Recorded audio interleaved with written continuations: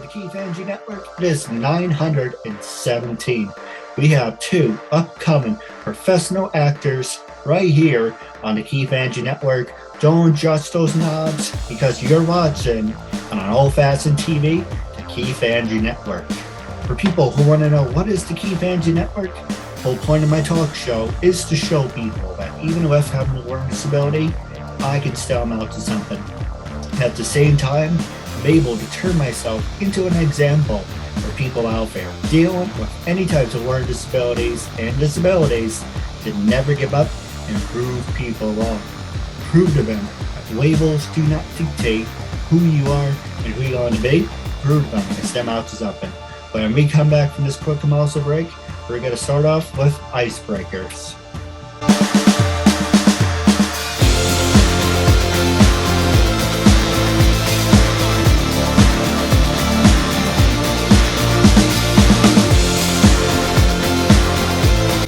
Hi, my name is Kristian Eros. I am a voice actor and improvisational actor. I was just interviewed by Keith Andrew, who is quite handsome and quite knowledgeable, and I had a really good time.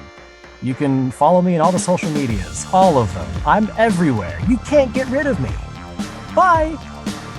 All right, so the first thing I want to talk about is icebreakers. So, Kristian, we're going to pass it over to you. First question I want to ask is tell our audience a little bit about your background and what you do now.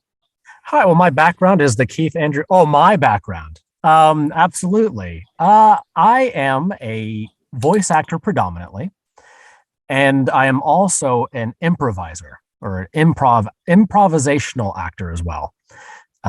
So during the week, I do mostly audiobooks, but I also do work with companies like Funimation, Okratron 5000. I've even done work with a company that I signed an NDA for. I really want to say, but I can't. But they made me eligible to join the union, which means that I can. It's a big deal for actors. Don't worry about it. But yeah, I've been acting since high school, and it's been quite the journey. And that's me. Absolutely. What about you, Josh? I know one thing I do want to point out is you are from Australia, so you are a day ahead. I am from Australia. On the East Coast. Yeah, my background, it was a bit of a rough growing up. Kind of always wanted to become an actor, but yeah, growing up, I just didn't really have that opportunity led down that path. So about 2017, I met Chris Hemsworth and was at jiu-jitsu and was just having a chat with him. And I was like, man, this dude is just like a genuine bloke. I was like, if this guy just can do it, then I felt like anyone can sort of do it. So from that point on, I was just like, I need to give it a go and just see where I can go. So I kind of just jumped online, started an online profile, and it was about 2 weeks and I had representation. And then about a week after that, I was getting put into background work. And for about a year, I was just doing background extra work. And I was just like, I was talking to, the directors and stuff on set. And I was like, how do I get in front of the camera? How do I get like a speaking role or a lead role or whatever? And they were like, stop doing background work. It's just, you don't want to get known as a background actor or an extra. And I was like, oh, okay. So I got on to the agent. I was like, it's not what I want to do. I want to kind of, be right in front of the camera. I want to be in the limelight, get my name known, so on. From there, it kind of just spiraled a bit. I ended up with new management, and instead of getting put out as extra work, it was like more main roles and everything like that. It's harder to get a role. The auditions are a lot bigger, and when I'm auditioning, I'm going up against a lot bigger names. So it's a lot hard to land something. But when I do land something, fingers crossed, opportunities just blow out. So that's the goal. I agree with you. Now I'm going to ask both of you the same question about Barry and being stereotyped. Of course, we're in the same boat because we wear glasses. Yeah. I want to ask you, when you went for any auditions or voiceovers, when they look at you, he's like, "Oh, you're the guy with the glasses. You must be a scientist. You must be a teacher." Has you ever came across or ever happened to be stereotyped?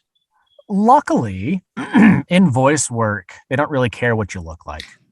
Now when I do stage work, and I've also done on camera, I will actually take my glasses off and just be blind, which, whatever. So but luckily, yeah, like I said, when I go in for voice work, they don't care. As long as I sound like what they want me to sound like, I can really get my point across. Anyway, now though, I have been told I sound like Rob Paulson. I don't know if you're familiar with Rob Paulson.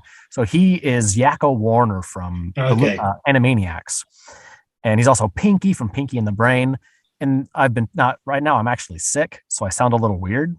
But I've been told I sound like him. So people tell me, "Oh, hey, you should do this voice of Rob Paulson's. You should do that voice." I'm not an impressionist. That's not what I do. And so I have been kind of stereotyped in that way. It's kind of funny you mentioned that. I didn't know the name, but until you said what he did. Yes, he actually has a show where he has actors come on and to play other actor roles, like the guy who did Goofy. Yeah. If I find it, I would definitely send it to you guys. He would play Goofy, but he's reading the roles from The Godfather. Or he had the cast of the Justice League come on, and they're reading lines from Lord of the Rings. Right. It's really fun. I can't think of the show, but it's only like 6 or 10 minutes. Sure. But it's really funny. If I find it, definitely send it to you guys. But Josh, going back to you, I said your name right, Josh? Yep, Josh. Yep. Okay, no disrespect. Usually I'm like, okay, box one, let's go back to box two. But Josh, from Australia, there's so many great people that came from there. And I'm not kissing your ass or anything. I'm not saying, a lot of people came from Australia were great. Russell Crowe, Hugh Jackman. Trying to think off the top of my head without hurting myself. But, it's so many great actors that came from there. But the big two that come to mind is Hugh Jackman and Russell Crowe. I don't know if you guys know the story. Russell Crowe was actually supposed to be Wolverine, but he turned it down to give it to Hugh Jackman. Now, as a full Australian, how do you feel about being stereotyped? Because, beautiful women in the United States like people with an accent. So you have both of us beat with that.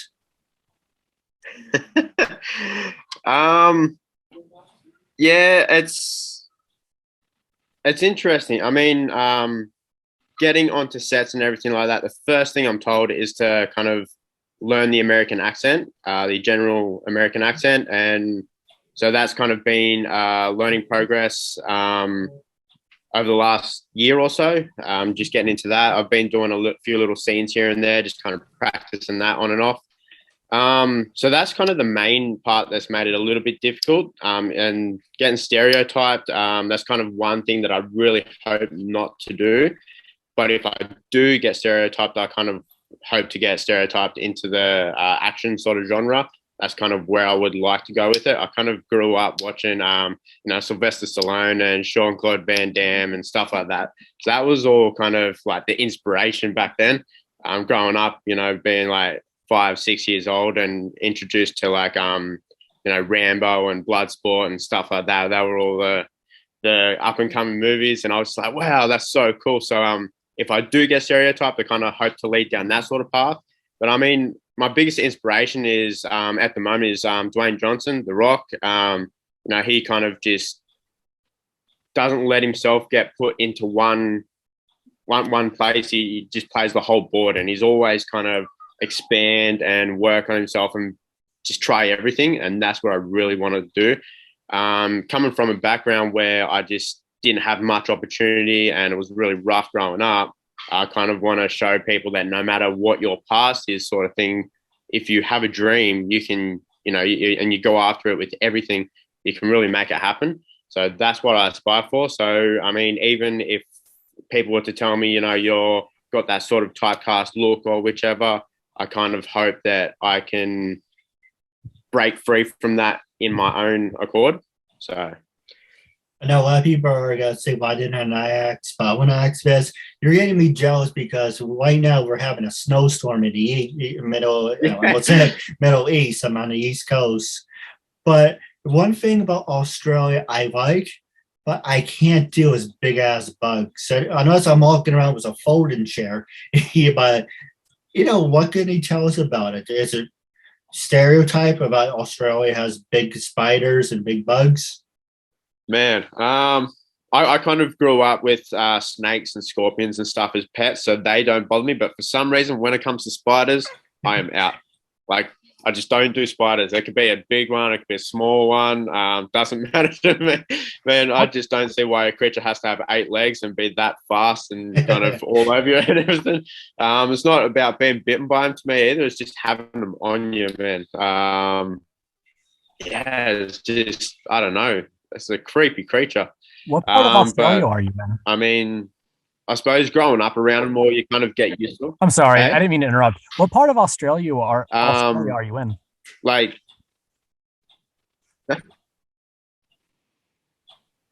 Oh, he said what part? so I'm on the East Coast, the most easterly point. Got you. Okay. So I'm on the most easterly point of Australia called Byron Bay. So it's kind of like halfway up between Queensland and New South Wales sort of area. It's not a bad little spot. I mean, we've got a lot of the little creepy crawly creatures around this area from, both up north and down south. There's kind of meets in the middle here.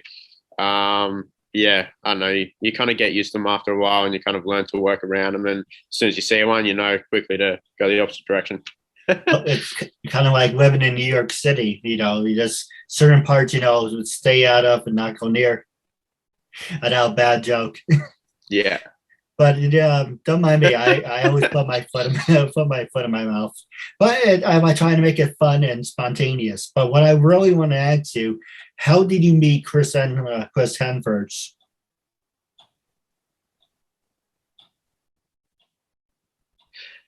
So my at this gym locally in Byron Bay, and Chris Hemsworth, he's moved to Byron quite a few years ago now, built himself a house and everything.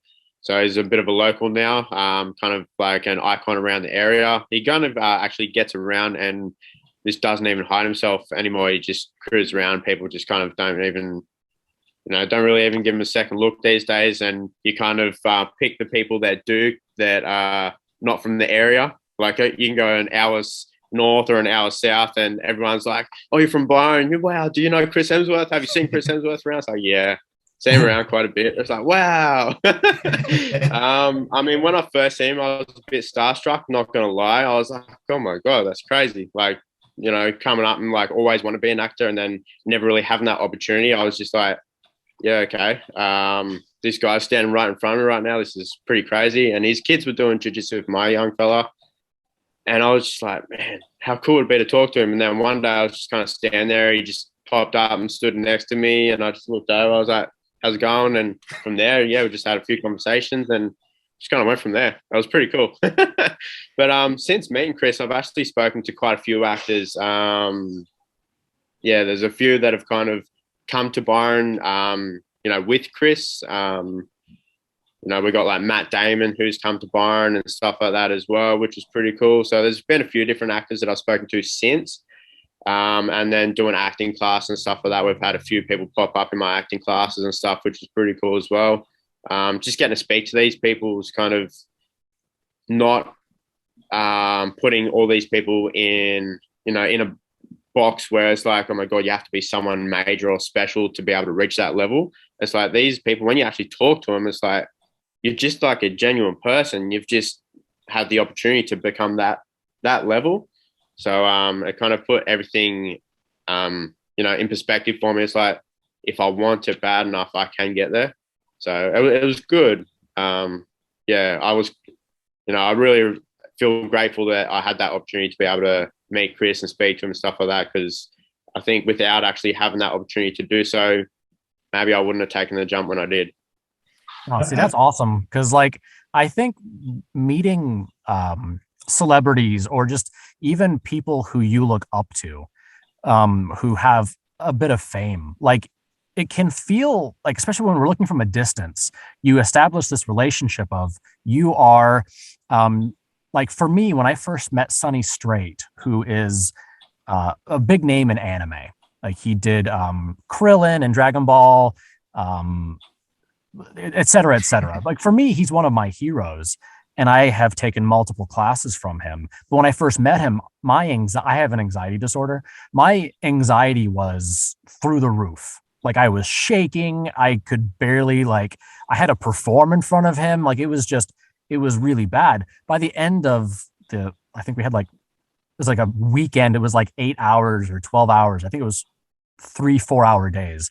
At the end of it, it was just like, oh, he's just a person, like he goes in and he clocks in a job. His job just happens to be acting. And, the only difference between him and I is the experience, but at the end of the day, he's a person. And that helped me out on my journey. And just you just do your best. You come in and there's not any difference between you and Sylvester Stallone, except for the fact that he has the experience and I don't. Money. Well, there's that too. I think. Oh, go ahead. I'm sorry. I was just going to say, I think speaking to a couple of these celebrities as well, one question I always ask them, I was like, do you ever get nervous? Like from doing so much and having that experience, you still get nervous. And every one of those actors that I've spoken to have said before they get on any set or read any script or do any script read or whichever, those nerves are always kicking in. And I was like, wow, that kind of took the edge off me a little bit because I still feel like I get nervous even when I'm doing like a student film or something that's only, a 3-day shoot. I still get nervous of jumping in front of that camera for the first time. And that really put a lot in perspective for me as well. So that was good to know. No, but nerves are good, I think. If the moment we lose our nerve, I think is going to be the point in which we stop pushing ourselves to be better. Agreed. And so I think that there's absolutely nothing wrong with being nervous. That just means that you want to do well. See, this is what I like. I like bringing people together. You make new friends. But the one thing you mentioned Sonny Strait. Hey, if you can put a good word in for me, I really appreciate that. But the reason I say that is not to sound like an ass, like, oh, hey, he knows this person. Can you do that? It's I'm friends with Chuck Herbert, Elise Bowman, Josh Martin, and recently I talked to Stephanie. So I can't think of her last name, but she did the voice of Teen Gohan and Goku. Oh, Stephanie Nadolny. No, she's really nice. Yeah. We're actually talking about doing a Dragon Ball panel for my talk show. But while we're on the subject, do you work or have you voiced anyone in Dragon Ball? Not in Dragon Ball, no. I don't think that, because generally they just use the same people that they've been using since the 90s or whatever. So yeah, and also I don't think they've recorded anything within the past. Well, there's two of them. So. There's a one in Canada where they do the ocean dub, and then there's one in Texas. So that's where Chuck and Sean. I actually got to meet Sean Rishimo. A really nice guy. He has a picture of me holding my belt. Once you see the introduction video, you see him holding a belt. Chris Sabat has the belt. Really wanted to talk to him more, but the guy's like, come on, you got your 2 minutes, move it along. Yeah. That's one of the things about when you go to conventions. It's such a it's a weird interaction because there's lines of people and it can be kind of intimidating and it feels a little artificial, but that's the way they got to do it, to meet people. But yeah, so as far as Dragon Ball, no, I don't think they've actually recorded anything new as far as episodes since I started doing anime. But I have been in One Piece. I've been in Heike Story.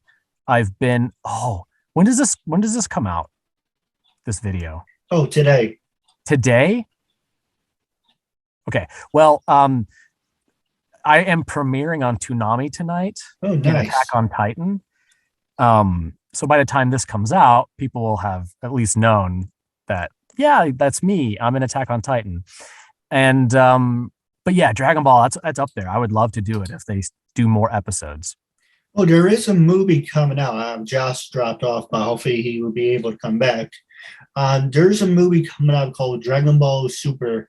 Funny, it's called Superheroes, but it's based around Gohan and Cell's brothers. Go figure on that. But if you played the game, they hinting towards Dr. Gero having multiple labs all over the world. So it makes sense that if you're a mad scientist, you pick up where one leaves off. Kind of like it was Mega Man, Dr. Wily, and then it had his replacement in Mega Man 5, and people were like, oh, he sucks. Bring back Dr. Wily. Yeah.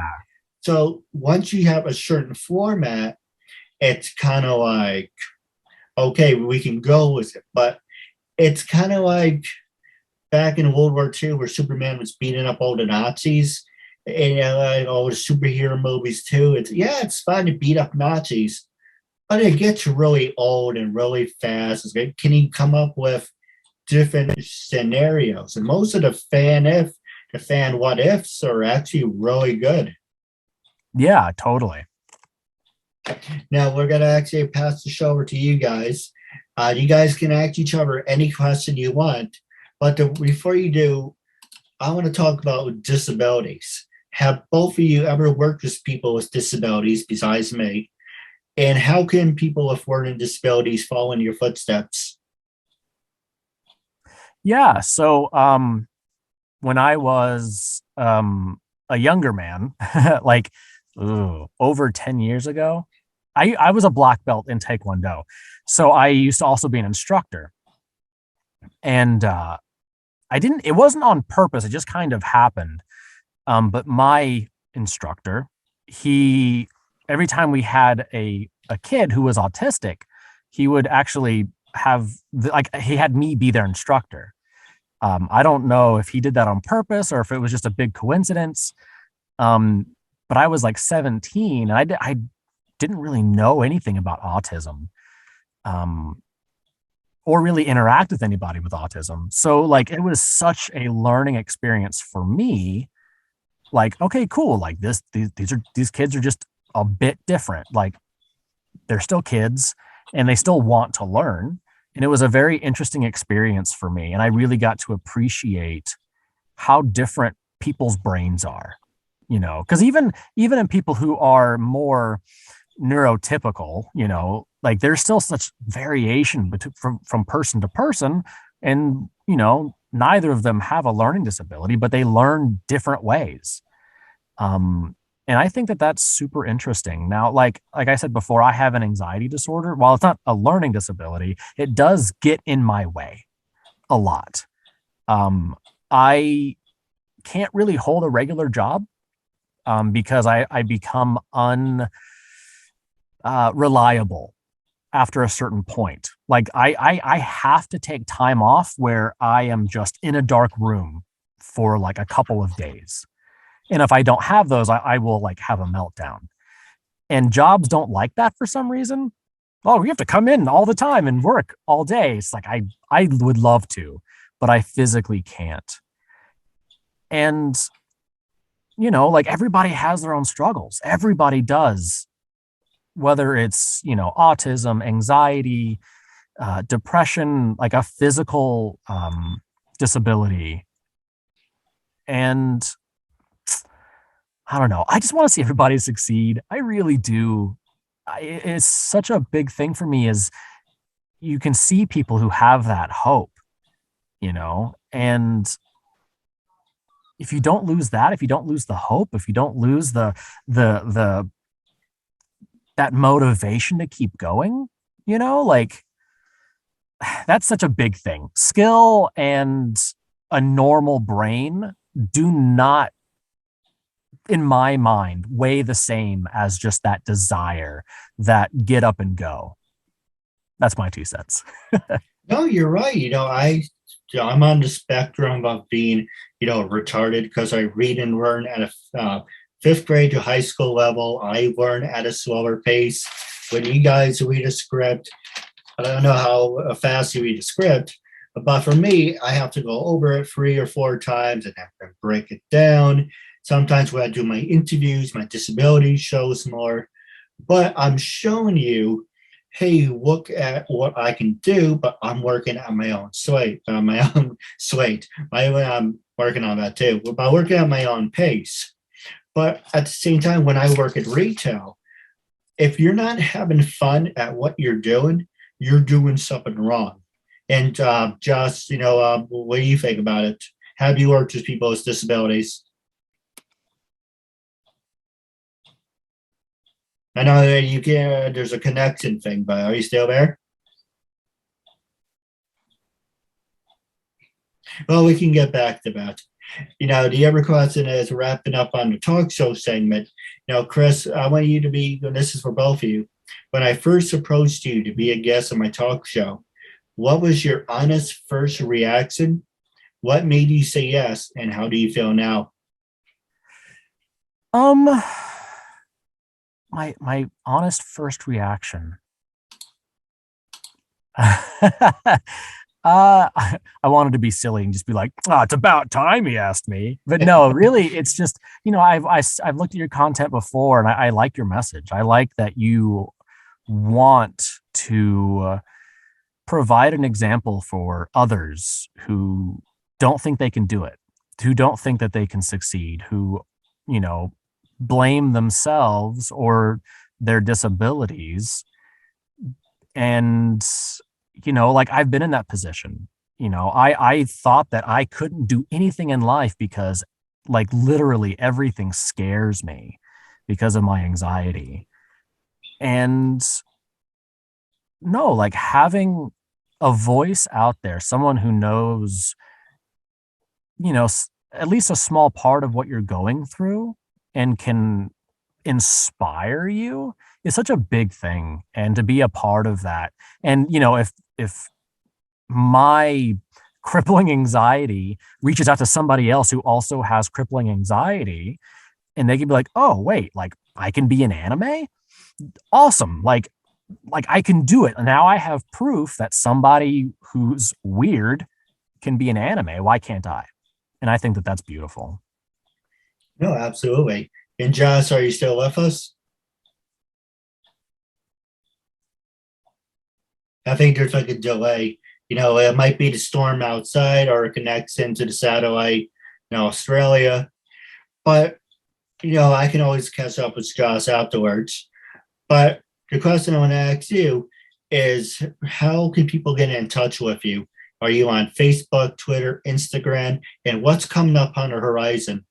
Yeah, to get in contact with me, my Instagram and Twitter. Oh, my hand disappeared. Is this guy right here? So I am at the THE Kristian Eros, Kristianeros.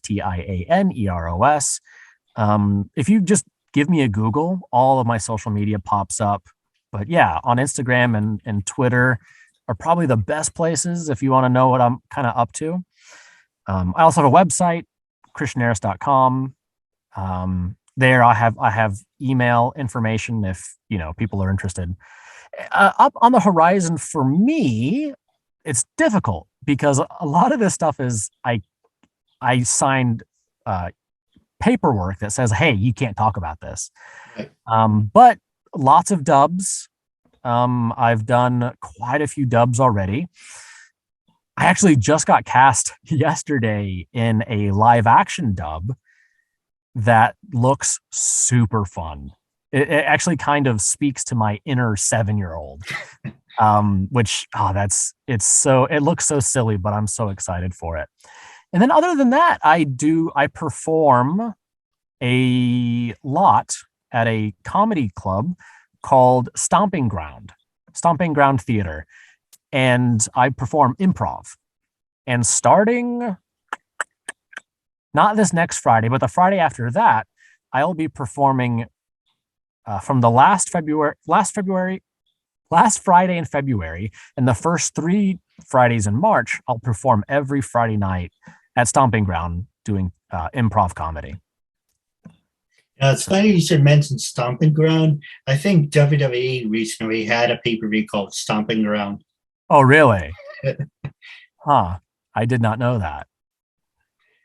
Yeah, I'm a big wrestling fan. I know I heard that name before, so it sounds familiar. I wouldn't be surprised. So I do have a couple questions for you off the air, but Sure. because I like you, I give you an extra 2 minutes. We go overtime, bonus time. I want you to be brutally honest. When I first approached you to be a guest on my talk show, what made you say yes? How do you feel now? Would you recommend to other people? Yeah, I mean, it's kind of along, what I said before. Why I said yes was I appreciate your message and what you're doing. And yeah, I want to be able to reach out as well. And, different messages will reach different people. And since our stories are different, hopefully we can reach, a brand new subsection of people that maybe we didn't before. And how I feel now, I feel good. I feel, I'm appreciative that you asked me to be on. And would I recommend? Absolutely. Absolutely. You're a delight. Yeah, I appreciate it. I do have a couple questions for you off the air. Sure. For our listeners, make sure to like and subscribe to the Keith Andrew Network. Both of your Instagrams will be on the screen. I do apologize. But, with the interference with the storm outside or satellites of Australia, Josh, we can't wait to have you back on the show. Chris, thank you for being with us. But for everyone out there, make sure to like and subscribe to the Keith Andrew Network. And until we meet again, catch you later.